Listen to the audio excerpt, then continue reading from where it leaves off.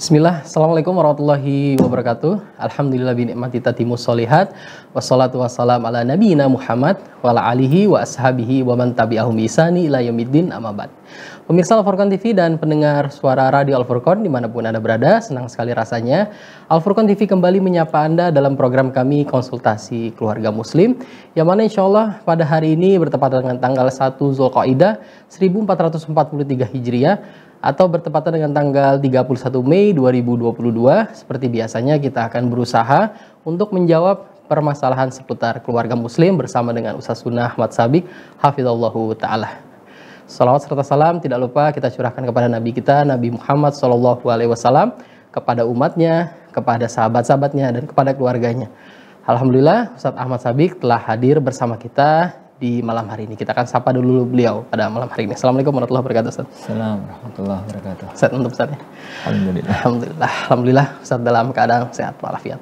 Baik, bagi para pemirsa Al-Furqan TV dan pendengar suara radio Al-Furqan dimanapun Anda berada, Anda bisa mengirimkan pertanyaan Anda melalui pesan WhatsApp kami di nomor 0812-5952-1312. Atau mungkin pemirsa ingin bergabung melalui line telepon kami langsung melalui program kami di nomor yang sama, di nomor 0812-5952-1312.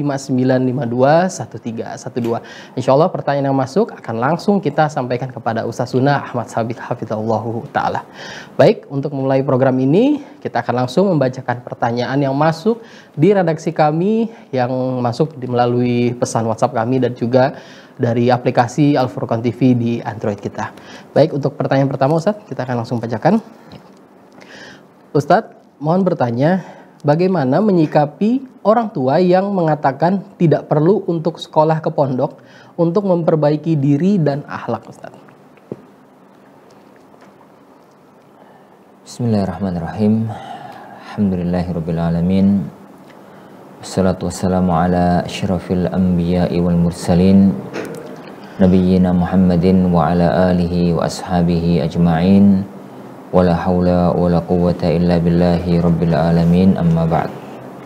Para pemirsa dan para pendengar yang dimuliakan oleh Allah Subhanahu wa taala, alhamdulillah kita bisa bertemu kembali setelah kita menjalankan ibadah puasa Ramadan, dan semoga Allah Subhanahu wa taala memberikan kepada kita rahmat dan karunia-Nya agar Ramadan kita diterima oleh Allah dan mendapatkan hasil maksimal dunia dan akhirat.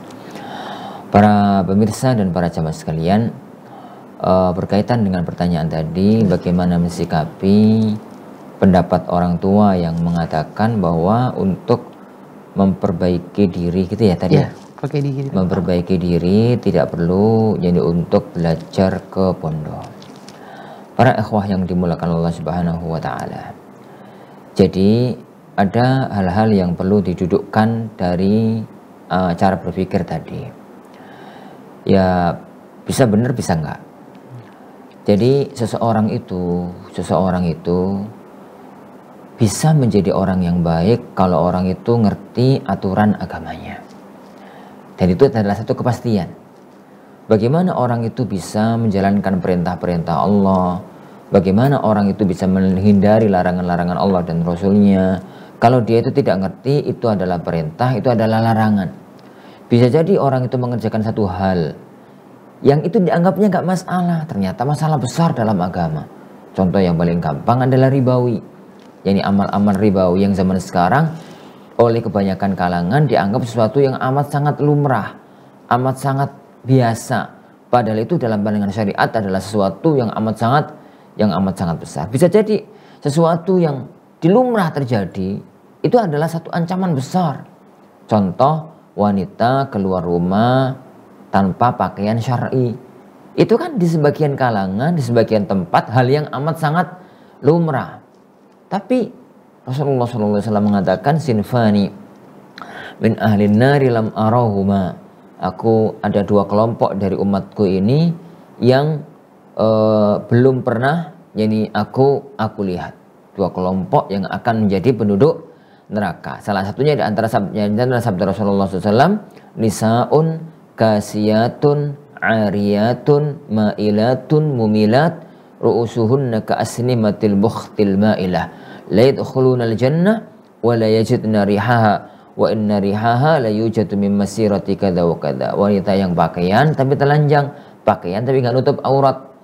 Jadi pakaian tapi nggak nutup aurat, dan dia itu lenggak-lenggok ini itu kata Rasulullah SAW, mereka tidak akan mencium baunya surga, padahal baunya surga tercium dari jarak yang amat sangat jauh. Bagaimana kadang-kadang orang itu karena tidak mengetahui masalah agama, akhirnya dia itu menerjang meninggalkan kewajiban tanpa tahu kalau itu adalah sebuah kewajiban. Jadi kaitan antara perbaikan diri, kaitan antara akhlak yang baik, kaitan antara kebaikan seorang dengan ilmu agama itu adalah kaitan yang tidak dapat terpisahkan. Itu titik yang pertama harus dipahami.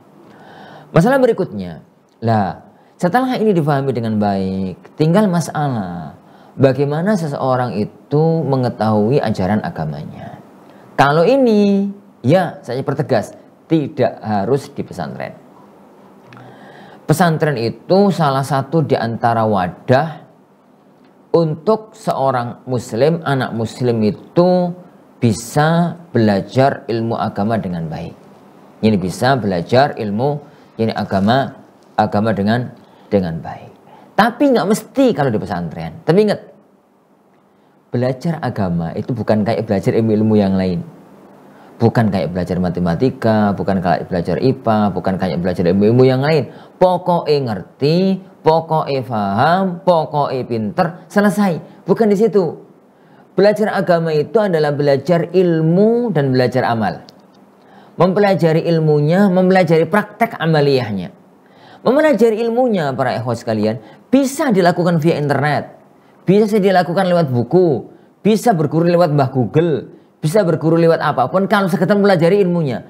Tapi mengetahui sosok yang ditiru, yang dicontoh, yang digugu, yang ditiru, itu butuh komunitas. Butuh komunitas. Maka kalau antum berada di komunitas yang baik,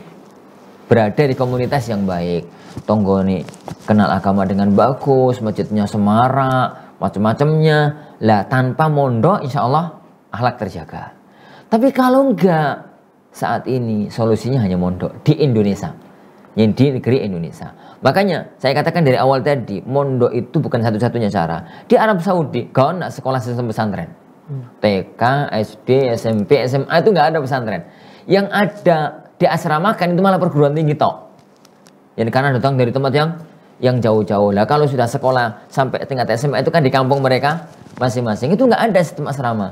Tapi karena lingkungan mendukung, negerinya didukung oleh para ulama, dibimbing oleh para masyayikh, akhirnya nuansa kampung itu mirip-mirip nuansa pesantren. Di Indonesia itu jauh kondisi yang semacam itu. Wallahu a'lam bishawab. Nah, baik Ustaz, jazakumullah khair atas jawabannya. Kita lanjutkan lagi Ustaz untuk membacakan pertanyaan dari nomor 2 Ustaz.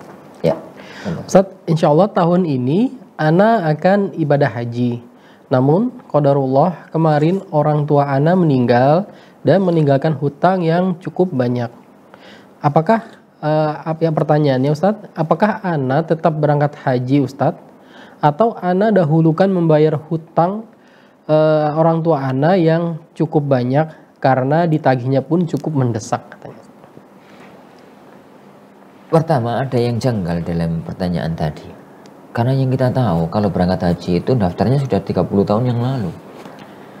Dan ngelunasinya itu sudah, kalau sekarang berangkat ya berarti ngelunasinya mungkin sudah setengah tahun yang laluan. Jadi pelunasan akhir. Tinggal berangkatnya tok.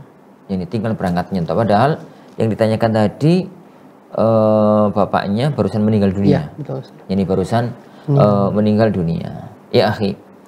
Jadi kalau yang antum maksudkan, ada kemungkinan yang pertanyaan itu maksudnya adalah meskipun sudah bayar UNH, meskipun sudah itu, tapi budal haji itu butuh apa ya? Butuh selamatan nih, butuh ini, itu memang menguras dana kalau itu di tengah kampung. Dan kalau berangkat tidak pakai itu, tidak pakai itu, maka akan jadi cacat di tengah masyarakat. Ana katakan, pertama berangkatlah sekedar untuk menjalankan syariat Islam. Karena itu adalah salah satu rukun Islam. Dengan meminimalkan biaya yang lain. Yani karena terkadang di negeri kita itu biaya lain-lainnya lebih besar dibandingkan biaya hajinya. Untuk biaya ini itu lebih besar daripada biaya hajinya. Itu yang mempersulit kondisi. Kalau tetap bisa berangkat dengan meminimalisasi seminimal mungkin biaya yang lainnya, maka berangkatlah. Kenapa? Karena dua-duanya adalah kewajiban. Yang pertama, berangkat haji. Ini jika haji yang pertama, dan itu yang nampak dari pertanyaan. Yang haji yang pertama adalah haji Islam, haji rukun Islam, dan itu adalah kewajiban agung. Sebagaimana melunasi hutang orang tuanya, itu pun ini sebuah kewajiban. Tapi dalam kasus ini yang hutang adalah bapak, bukan antum. Itu yang pertama. Yang kedua, ini yang kedua. Tapi jika melakukan itu nggak mungkin, terlalu riskan untuk masyarakat kalau berangkat tanpa selamatan, tanpa ini acara ini, tanpa acara itu akan jadi aib misalkan di tengah masyarakat. Maka lihat ya, jadi maka lihat. Jadi anak bapak itu antum tok apa banyak saudara-saudara yang lain yang memungkinkan untuk saling bahu-membahu meringankan beban orang tua di alam mahsyar, di alam barzah. Kalau ada saudara yang lain, mereka diajar rembukan. Jadi mereka semuanya diajar rembukan tentang hutang dari orang tua jenengan itu. Jadi yang ketiga, kalau memang ternyata itu adalah cuma anak tunggal atau yang mampu cuma jenengan, yang lainnya itu adalah orangnya miskin-miskin, yang semacam itu, Anda lihat kedepankan melunasi harta orang tua. Kata orang tua.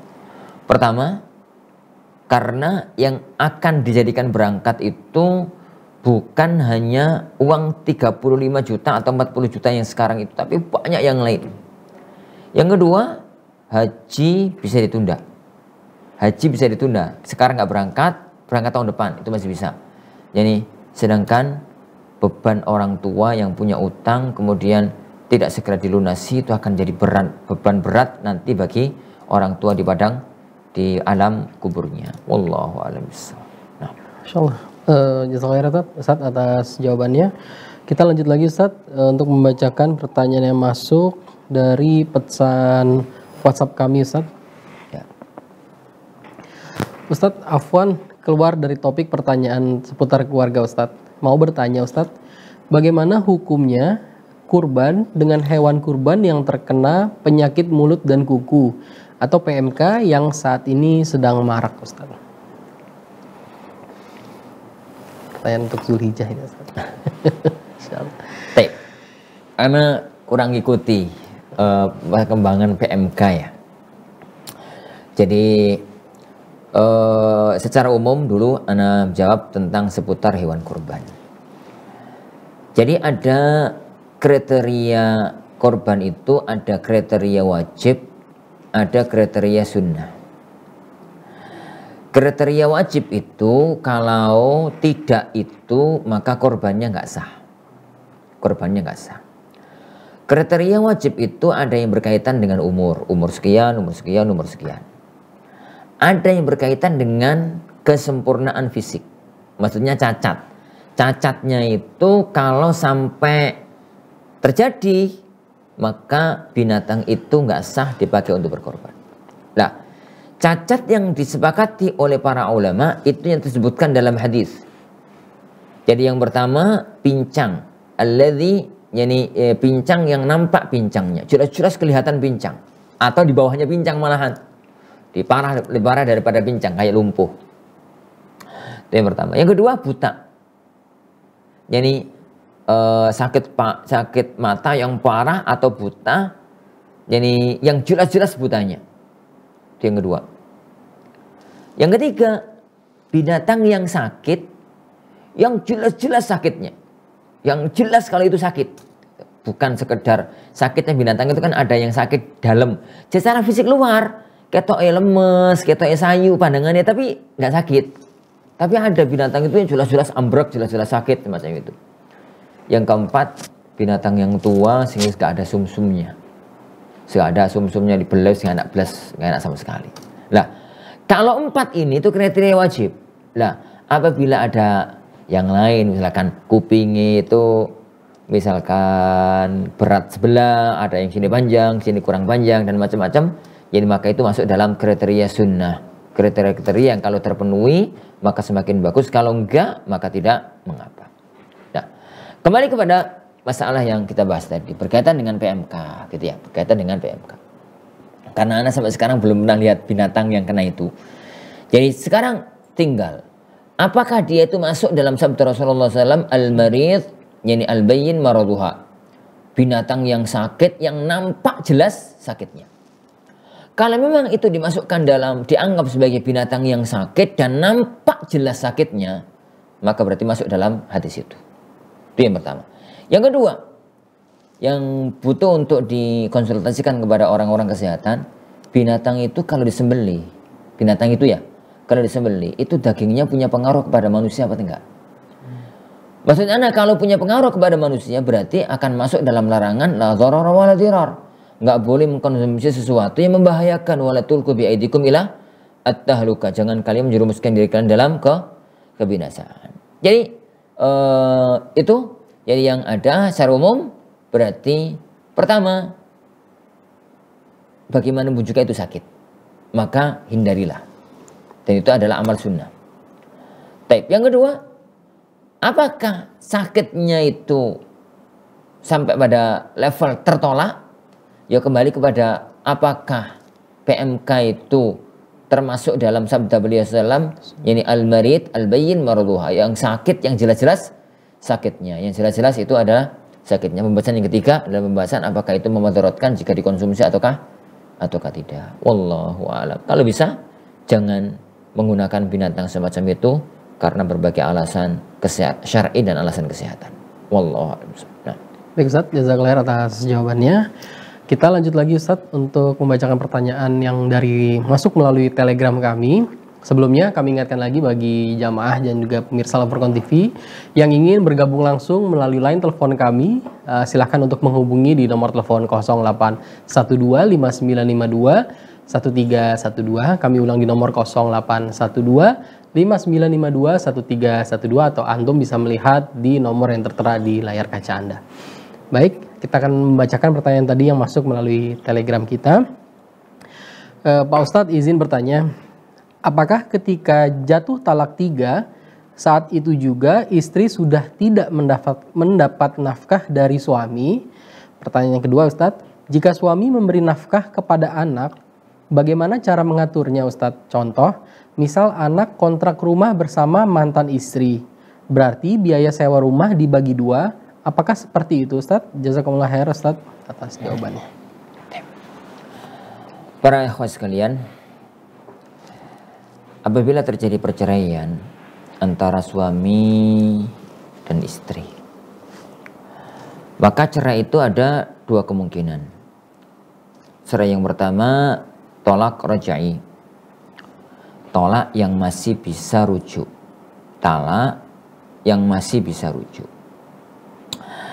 Dan talak yang masih bisa rujuk itu talak 1, talak 2. Makanya Allah Subhanahu wa taala tatkala menyebutkan tentang masalah talak, Rabbuna mengatakan la'allallaha yuhditsu ba'da dzalika amra. Barangkali Allah itu akan menjadikan ada perkara yang baru, yang sekarang cerai besok rujuk kembali. Makanya syariat Islam tatkala terjadi cerai rajai itu keduanya dianggap masih suami istri, hanya tidak boleh melakukan perbuatan yang itu murni khusus suami istri, jima dan yang sekitarnya.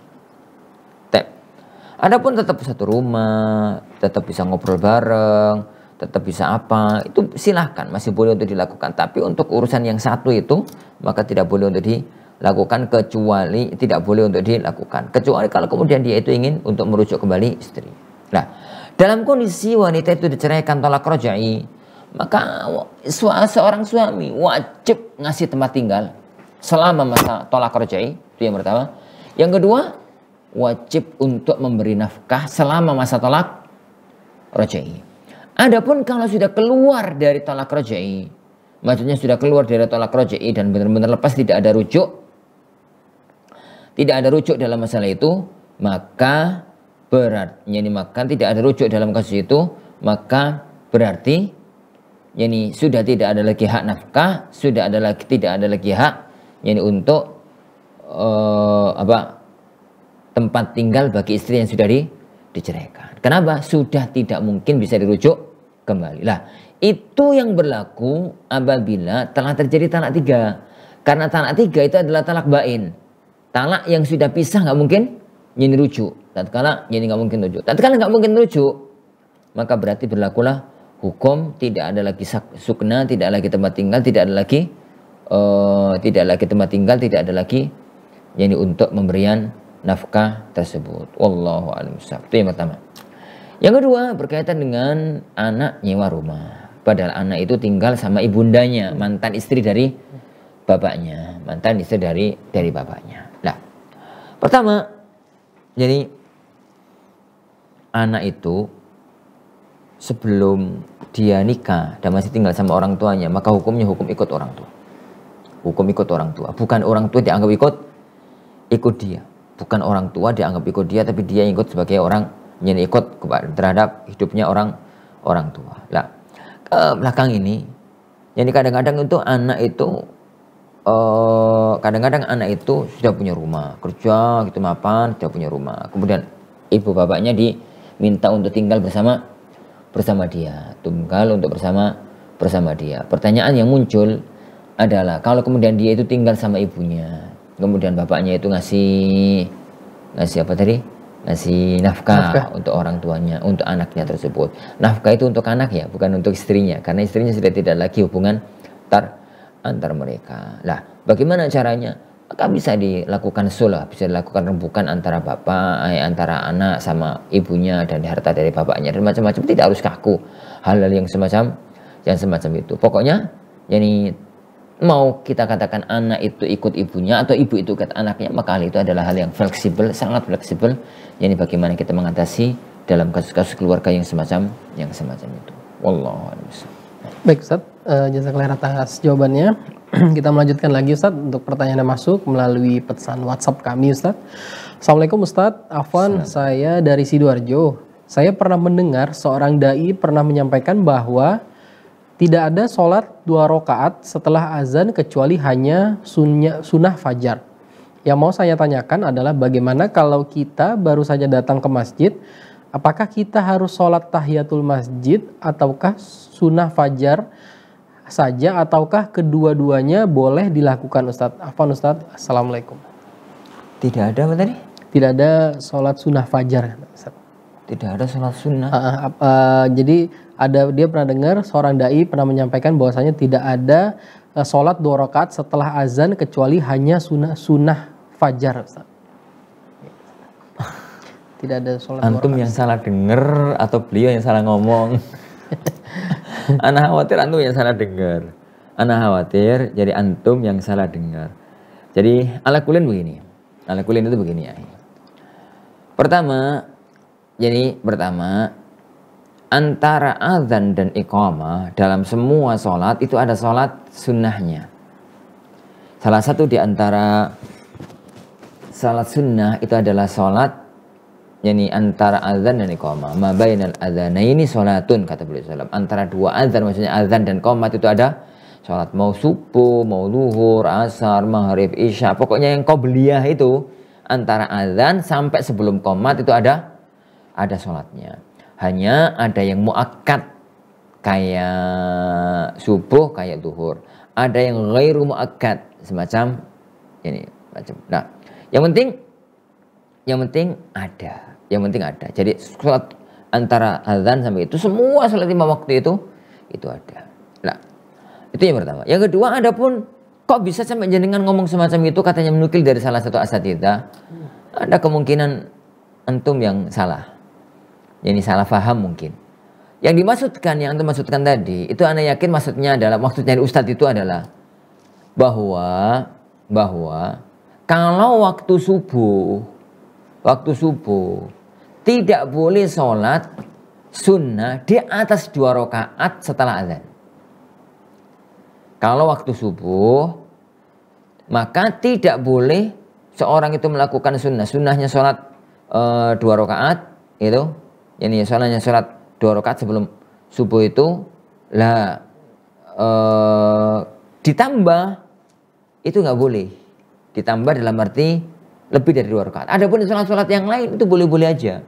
Misalkan kita mau sholat zuhur, kemudian datang pertama kali itu sholat tahiyatul masjid, kemudian sholat qobliyah 2 rakaat, kemudian dia itu misalkan nyanyi BAB atau ngentut, kemudian dia keluar ambil wudhu, kemudian masuk lagi sholat sunnah wudhu, itu nggak ada masalah. Tapi ini sholat subuh, maka sholat sunnahnya kalau di masjid dilakukan hanya satu, dan itu dilakukan dengan menggabungkan antara niat-niat yang ada. Wallahu a'lam bishawab. Nah, Baik Ustaz, jazakallahu khairan atas jawabannya Ustaz.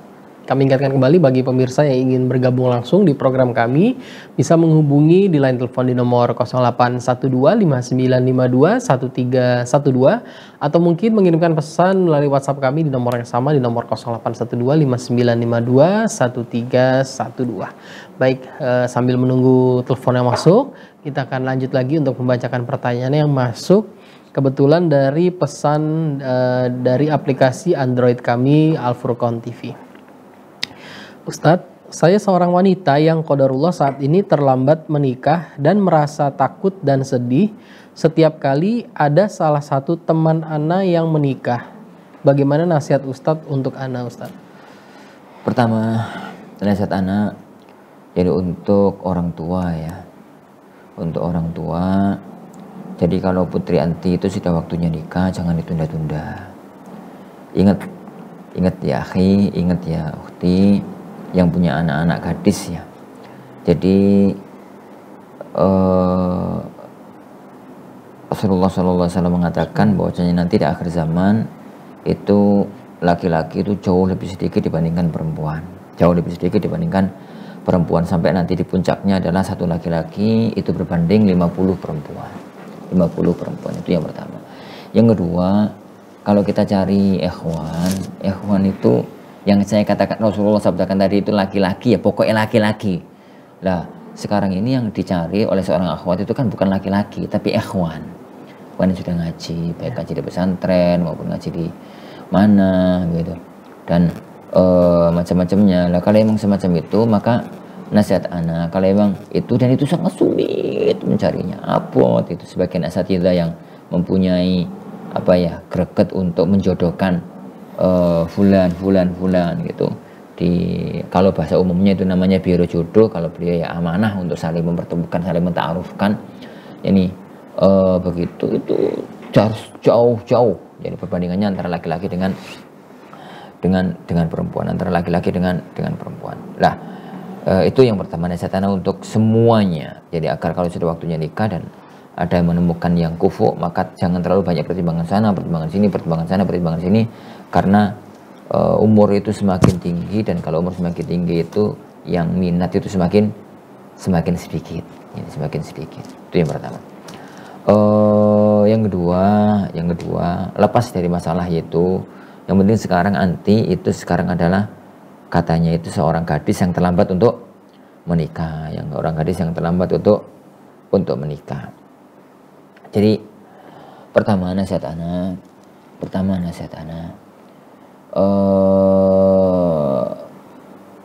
dari sisi hubungan kita dengan Allah dan dari sisi sistem kita itu dalam proses pernikahan. Jadi standar itu jangan terlalu tinggi. Standar itu semakin tinggi, semakin sulit carinya, baik ikhwan maupun akhwat.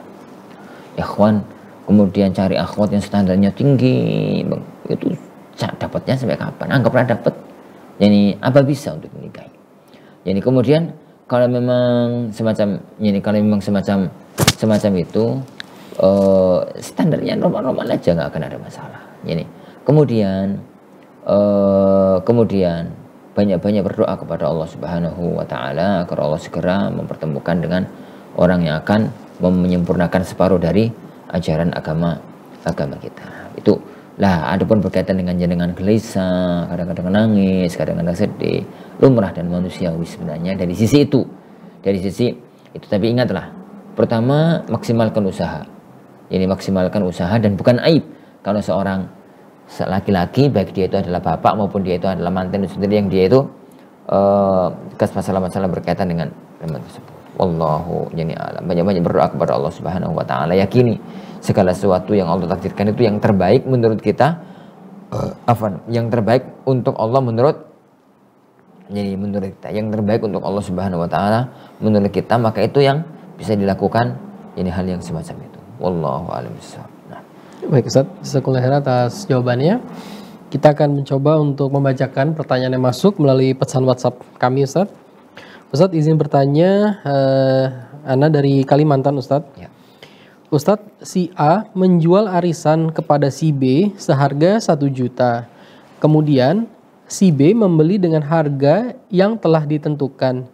Tetapi ketika menang, si B mendapatkan arisan yang dibelinya itu seharga 1,2 juta. Apakah hal tersebut riba, Ustadz? Dan si B membelinya di tanggal 10 dan keluar arisannya tersebut di tanggal 20. Syukran, Ustadz. Pertama, jadi yang masuk dalam riba itu adalah jual beli uang dengan uang. Jual beli uang dengan uang. Itu yang harus ithlan bimithlin, yadan biyadin. Jadi sepadan dan kontan. Kalau nggak sepadan, masuknya dalam riba fadl. Kalau sepadan, maka harus kontan. Kalau nggak kontan, maka masuk dalam riba nasiah. Jadi harus sepadan dan kontan. Jadi itu. Tapi ini berkaitan dengan barang-barang ribawi. Berkaitan dengan barang ribawi, ya uang dengan uang, emas dengan emas, perak dengan perak, dan yang seterusnya. Nah, berhubungan dengan masalah tadi, perhatikan kasusnya itu bukan uang yang dia jual, yang dia jual itu adalah bisa jadi voucher, bisa jadi pegangan yang menunjukkan bahwasanya dia adalah anggota dari arisan tersebut. Lah, yang namanya uang itu, sekalian, adalah sesuatu yang bisa dijadikan alat untuk tukar menukar dalam kondisi normal, kapanpun, dimanapun. Ini kayak uang itu mau kita buat beli ini, mau kita buat beli di sini, mau kita beli di sana, mau sekarang, mau nanti, mau kapan, itu satu. Karena itu adalah uang. Itu adalah uang. Tapi kalau ada satu kertas atau apa yang bernilai harga, tapi nggak bisa dibelikan kecuali di tempat-tempat tertentu dan di waktu-waktu tertentu, maka dia bukan uang. Maka dia bukan uang, dia mengambil hukum barang. Dia itu mengambil hukum barang, tidak mengambil hukum uang. Maka dari sini kan berkaitan dengan masalah, masalah tadi. Jadi voucher arisan yang dia jual itu bukan seperti dia itu jual uang, bukan jual kampung juga, bukan jual, tapi dia itu adalah menjual sesuatu yang itu adalah barang. Karena voucher itu nggak bisa dibelikan kemanapun. Tapi kan dia itu adalah menjual belikan barang, makanya terserah barang itu mau dijual berapa, asalkan orang yang beli itu adalah ridho. Wallahu a'lam bishawab. Nah, baik Ustaz, jazakumullah khair atas jawabannya Ustaz. Kita kembali untuk membacakan lagi pertanyaan yang masuk Ustaz. Ini di luar dari topik seputar permasalahan keluarga Ustaz. Ustaz mohon izin bertanya Ustaz, apa boleh sholat qobliyah sunnah subuh tidak membaca surat Al-Kafirun dan Al-Ikhlas Ustaz? Sholat qobliyah subuh itu sholat pendek, ya. Bukan sholat yang panjang. Sholat subuhnya yang panjang, tapi sholat qobliyahnya itu sholat yang pendek banget. Sholat qobliyahnya itu sholat yang pendek, yang itu ada dalam kitab yang ada.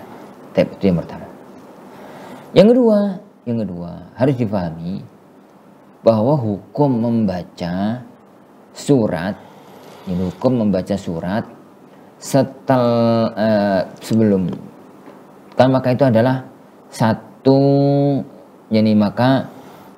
itu adalah amal yang sunnah.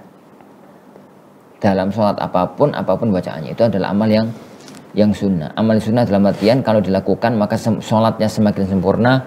Kalau tidak dilakukan karena lupa ya selesai masalah, tapi karena sengaja maka sholatnya sah, tapi dia kehilangan kesempurnaan. Dia itu kehilangan kesempurnaan. Begitu juga dengan masalah yang barusan dibahas tadi, yaitu seseorang itu membawa alat-alat itu kemudian sehingga pemilik proyeknya tidak bisa untuk melanjutkan pembahasan mengenai masalah itu karena terhalang itu semua. Lah, itu itu bagaimana gitu. Jadi yang semacam tadi. Ulang tadi gimana? Dia ini Ustaz tidak membaca surat. Tidak membaca surat. Kalau memang semacam itu, mau sengaja mau nggak sengaja, karena itu adalah amal sunnah. Karena itu adalah amal sunnah, maka sholatnya sah dalam arti sah, tapi kehilangan kesempurnaan. Kalau dia itu sholat qobliyah subuh, memang surat yang paling disunahkan rakaat yang pertama adalah qul ya ayyuhal kafirun, rakaat yang kedua adalah qul huwallahu ahad. Seandainya dia tinggalkan itu dan dia baca yang lain, nggak ada masalah. Seandainya sekalian dia itu nggak melakukan itu, tapi ditinggal total, benar-benar ditinggal,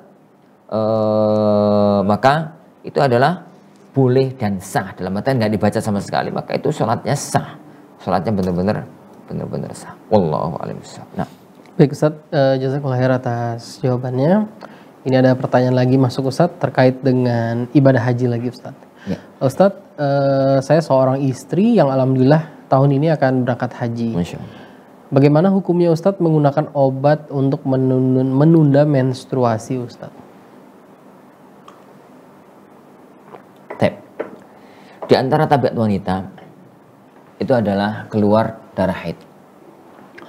Pada waktu Rasulullah SAW berangkat haji wada, tatkala itu kan ikut istri-istri beliau, di antaranya adalah Ummul Mukminin Aisyah. Jelang masuk kota Mekah, Aisyah nangis, ditanya oleh Rasulullah SAW, ngapain kamu kok nangis gitu. Maka Aisyah mengatakan, aku haid ya Rasulullah gitu. Maka Rasulullahnya senyum mengatakan, haid kok nangis gitu. Hadza syai'un katabahullahu ala banati Adam, itu adalah sesuatu yang Allah tetapkan pasti akan mengenai anak-anak wanita Nabi Adam, ya, anak-anak wanita Nabi Adam. Jadi kaum wanita dari kalangan manusia semuanya akan mengalami hal yang semacam itu. Adalah satu tabiat kewanitaan. Itu adalah satu tabiat kewanitaan. Nah, kalau memang itu adalah satu tabiat, biarkan aja berjalan apa adanya. Hukum asalnya biarkan aja berjalan apa adanya. Biarkan aja. Gak usah dipercepat, gak usah diperlambat, gak usah dibuat ini, gak usah obat itu. Biarkan aja, biar jalan apa adanya. Lah, kecuali kalau ada maslahat syar'i yang mapan, ada maslahat syar'i yang kuat, yang itu menuntut untuk dilakukan hal tersebut. Contoh haji. Kedua, umroh. Haji itu para jamaah sekalian, haji itu waktunya terbatas, 8, 9, 10, 11, 12, 13. Waktunya terbatas banget. Waktunya itu amat sangat terbatas. Kemudian berkaitan dengan rombongan, berkaitan dengan pesawat, berkaitan dengan ini, berkaitan dengan itu, dan macam-macamnya, berkaitan dengan banyak hal. Maka harus diusahakan apabila ada orang itu yang headnya itu di masa-masa ini, di waktu-waktu itu, maka seandainya dia mengusahakan agar tidak terjadi tumpang tindih, kemudian ada yang ini, ada yang itu, maka supaya tidak terjadi waktu-waktu berangkat ibadah haji kemudian terjadi haid sehingga tidak bisa melaksanakan dengan sempurna, maka silahkan untuk diajukan atau diundur. Diajukan dalam arti diusahakan sebelum melakukan ibadah haji, sebelum tanggal 8 Dzulhijjah itu sudah selesai haidnya, atau diundur pasca tanggal 13 Dzulhijjah tersebut untuk melakukan hal yang semacam itu. Itu karena untuk berangkat haji itu butuh pesawat, butuh ini, butuh itu, dan macam-macamnya. Begitu juga dengan umroh. Tapi kalau untuk ibadah-ibadah yang lumrah, maksudnya itu dilakukan di lokasi, di tanah air, dan macam-macamnya, jangan. Karena masalahnya nggak ada. Contoh puasa Ramadan. Puasa Ramadan itu wanita itu pengen untuk Ramadan tuntas gitu ya. Kalau usah dituntaskan, itu tabiat. Toh apa susahnya? Ramadan itu misalkan Yani dia itu nggak puasa Ramadan 7 hari karena haid, nggak puasa Ramadan 7 hari karena haid, ada masalahnya. Sekarang nggak puasa, ya nanti kan bisa dikolok pada hari-hari yang lainnya. Dan itu nggak ada yang memberatkan, maka nggak usah untuk hal-hal yang semacam. Tapi tatkala ibadah haji, ibadah umroh itu berkaitan dengan kondisi kondisional, ya, berkaitan dengan kondisi-kondisi yang semacam itu, maka hendaknya bisa untuk diajukan atau diundurkan agar tidak mengenai pada hari-hari yang diinginkan tersebut. Wallahu a'lam bishawab. Nah, baik Ustaz, jazakallahu khair atas jawabannya. Insyaallah ini pertanyaan yang terakhir Ustaz ya, untuk di program kita malam hari ini Ustaz. Ustadz, mohon izin bertanya, suami saya kalau marah tidak terkendali Ustadz, sampai ngechat via WhatsApp mengatakan talak 3 kali. Bagaimana hukumnya Ustadz? Apakah sudah jatuh talak? Ana takut terjebak dalam perzinahan Ustadz. Barakallahu fikum. Pertama nasihat anak kepada para suami, ya, Allah Subhanahu wa taala itu menjadikan talak itu di tangan antum, bukan di tangan istri. Bukan tanpa sebab. Allah itu maha tahu, karena Allah menciptakan manusia. Allah itu tahu banget bahwasanya manusia laki-laki itu secara umum terbawa arus pikiran. Jadi kondisi apapun itu masih mengedepankan berpikir yang jernih. Itu nih laki-laki. Ya. Tapi kalau perempuan itu Allah maha tahu terkendalikan oleh perasaan. Nah, maksudnya itu kalau sedang kondisi pikiran gak normal, kebawa arus perasaan, itu gak terlalu banyak memikir apa yang akan terjadi nanti. Yang penting karang. Nah, macam itu. Nah, makanya cerai itu dijadikan oleh Allah di tangan laki-laki, tidak dijadikan oleh Allah di tangan wanita. Lah, adapun kalau kemudian kebalik yang terjadi. Ini kebalik yang terjadi di rumah tangga kita itu ternyata terjadi adalah begini semacam tadi cocok WA talak, cocok lagi WA talak, cocok lagi WA talak, dan macam-macamnya. Jadi talak itu bisa jatuh dengan ucapan sebagaimana bisa jatuh dengan tulisan. Ini bisa jatuh dengan ucapan, bisa jatuh dengan tulisan. Tapi karena ini adalah kasus pernikahan yang berat gitu ya, nasihat ana dibawa aja kasusnya ke PA, Pengadilan Agama, dan biar mereka memutuskan perkara yang berkaitan dengan ini hal ini. Wallahu a'lam bishawab. Baik Ustaz, jazakumullah khairan atas jawabannya. Pertanyaan tadi sekaligus merupakan pertanyaan terakhir di program kami Konsultasi Keluarga Muslim, yang mana insya Allah pertanyaan yang telah masuk kita akan berusaha lagi untuk mempertanyakan kepada Ustadz di pertemuan pekan depan insya Allah ta'ala. Kami ucapkan jazakumullah khair kepada Al-Ustadz Sunnah Ustadz Habib hafidhullah ta'ala Ustadz atas waktunya Ustadz ya.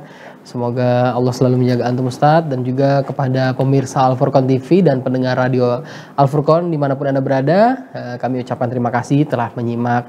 Terus dukung kami Al-Furqan TV sebagai media dakwah untuk kebaikan bersama. Baik, kita tutup dengan doa kafaratul majelis pada pertemuan malam ini. Subhanakallahumma bihamdika asyhadu alla ilaha illa anta astaghfiruka wa atubu ilaik. Assalamualaikum warahmatullahi wabarakatuh.